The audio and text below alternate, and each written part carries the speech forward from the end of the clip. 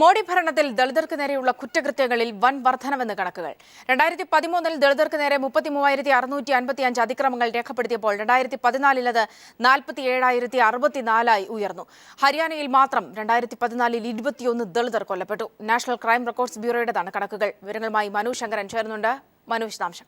സൗമ്യ, നരേന്ദ്രമോദിയുടെ ഭരണകാലത്തിൽ ദളിതർക്ക് നേരെയുള്ള ആക്രമണങ്ങൾ തുടർക്കഥയായിരുന്നു എന്നതിന്റെ വിശദമായ കണക്കുകളാണ് ഇപ്പോൾ ദേശീയ ക്രൈം റെക്കോർഡ്സ് ബ്യൂറോ തന്നെ പുറത്തുവിട്ടിരിക്കുന്നത്. ഇതിൽ വ്യക്തമാക്കിയിരിക്കുന്നത് 2013 33,655 ആയിരുന്നു ദളിതർക്ക് നേരെയുള്ള പീഡനങ്ങളും ക്രിമിനൽ കുറ്റങ്ങളും രേഖപ്പെടുത്തിയിരുന്നതെങ്കിൽ 2014 നിലവിൽ രേഖപ്പെടുത്തിയിരിക്കുന്നത് 47,000-ൽ പരം 47,064 കുറ്റകൃത്യങ്ങളാണ് ദളിതർക്ക് നേരെയുള്ള കുറ്റകൃത്യങ്ങളായി രേഖപ്പെടുത്തിയിരിക്കുന്നത്. ഇത്തരത്തിൽ 10,000-ഓളം വർധനവാണ് ഒരു വർഷ കാലയളവിൽ മാത്രം ഉണ്ടായിരിക്കുന്നത്. മാത്രമല്ല, വിവിധ സംസ്ഥാനങ്ങളിലും ഇത്തരത്തിൽ ദളിതർക്ക് നേരെയുള്ള കുറ്റകൃത്യങ്ങളുടെ എണ്ണത്തിൽ വൻ വർധനവാണ് സൂചിപ്പിച്ചിരിക്കുന്നത്.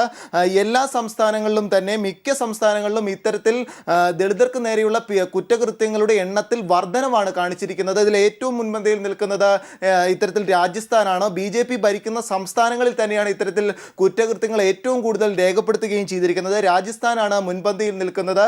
തൊട്ടു താഴെ നിൽക്കുന്നത് ഹരിയാനയിലാണ്.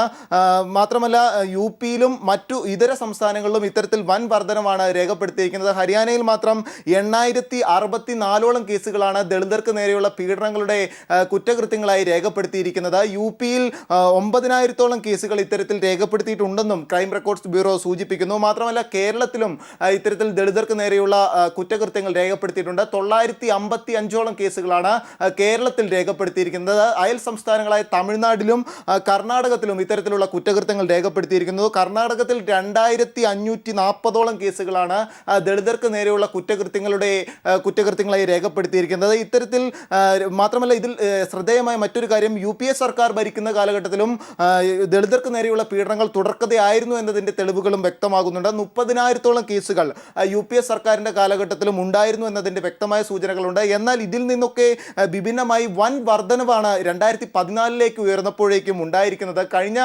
കാലഘട്ടങ്ങളിലെല്ലാം 1,000-ഓ 1,500-ഓ വർധനം ഉണ്ടായിരുന്ന സ്ഥാനത്താണ് ഇപ്പോൾ 10,000-ഓളം വർധനവോ ഒറ്റയടിക്ക് ഉണ്ടായിരിക്കുന്നത്. ഇത്തരത്തിൽ മോദി സർക്കാരിൻ്റെ ഭരണത്തിൽ വൻ പീഡനങ്ങളാണ് ദളിതർക്ക് നേരെ ഉണ്ടായിരിക്കുന്നത് എന്നതിൻ്റെ വ്യക്തമായ തെളിവുകളാണ് ഇപ്പോൾ ദേശീയ ക്രൈം റെക്കോർഡ്സ് ബ്യൂറോയുടെ കണക്കുകൾ പുറത്തുവിട്ടതിലൂടെ വ്യക്തമാകുന്നത്. സൗമ്യ, മനു ശങ്കരനാണ് വിവരങ്ങൾ നൽകിയത്.